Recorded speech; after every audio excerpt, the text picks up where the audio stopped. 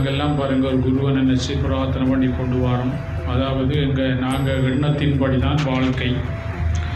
இப்போ நல்லெண்ணம் கொண்டு நல்ல சுவாசம் ஈர்த்தவன் சொன்னால் ஆன்மா வளரும். கெட்டெண்ணம் கொண்டு கெட்ட சுவாசம் ஈர்த்தவன் சொன்னால் ஆன்ம சக்தி பலங்குறையும் என்றால் எதை நாங்கள் நினைக்கிறோமோ அதுக்கு ஆன்மாவாகிய கடவுள், அவரை தான் கடவுள்னு சொல்கிறோம். ஒரு ஆளும் ஒரு பெயர் வச்சிருக்காங்க. அப்போ அந்த கடவுள் பாருங்கள், அந்த ஆன்மா பாருங்கள், நாங்கள் என்னத்தை நினைக்கிறோமோ அதுக்குரிய சக்தியை தருவார். அப்போ நாங்கள் நல்லத்தை நாங்கள் நினைச்சோம்னு சொன்னால் இந்த ஆன்மா வளருவார், எங்களுக்கு வேஸ்ட் ஆகாது சக்தி.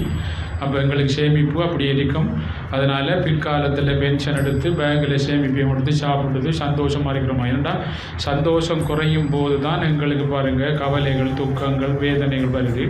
அந்த சந்தோஷம் என்ன காரியத்தால் குறையுது? சந்தோஷம் எங்கே இருக்குது? எங்களுக்குள்ள தான் இருக்குது நிரந்தரமான சந்தோஷம். அந்த நிரந்தரமான சந்தோஷத்தோடு நாங்கள் தொடர்பு கொள்ளும் போது பாருங்கள் அதை சங்காரம் பண்ணிடுவோம் எங்களோட பாவங்களை. அப்போ நிரந்தரமான சந்தோஷத்தோடு போனால் அந்த நிரந்தரமான சந்தோஷம் வரும்போது பணம், பொருள், எங்களுக்கு பாருங்கள் செல்வாக்கு எல்லோரும் வருவாங்க. நோய் நொடி அடிக்காது, செலவு எல்லாம் இருக்காது, ஒன்றும் இருக்காது. ஒரு நல்லதெல்லாம் இந்த பூலோகத்தில் எல்லாம் நல்லது நம்மளை வந்து சேரும், அதை ஈர்த்தெடுக்கும். ஏன்னா மனதில் எதிரிக்கோ மனம் போல் வாழ்க்கை சொல்லுவாங்க, எண்ணம் போல் வாழ்க்கை. அப்போ மனதில் என்ன சக்தி கூட இருக்கோ அது தன்னை சேர்ந்த எல்லாத்தையும் ஈர்த்தெடுக்கும். தனக்கு தேவையானதெல்லாம் ஈர்த்தெடுக்கும். ஈர்த்து எடுத்தால் நாங்கள் எங்களோட தான் நல்லது நிற்கிறதால ஈர்த்தெடுத்து நாங்கள் அதை கொண்டு என்னை வாழ்கிறோமா. அப்போ நல்லத்தை நாங்கள் நினைக்க ஆன்மா பலம் கூட ஆயுளும் கூட, ஐஸ்வர்யம் கூட, ஆரோக்கியம் எல்லாம் கூடி வரக்குள்ள நல்லம். அப்போ கெட்டெண்ணம் வந்தாலும் அதுக்குரிய சக்தியை அவர் கொடுப்பாரு. ஆனால் தனக்கு பாதிக்காது.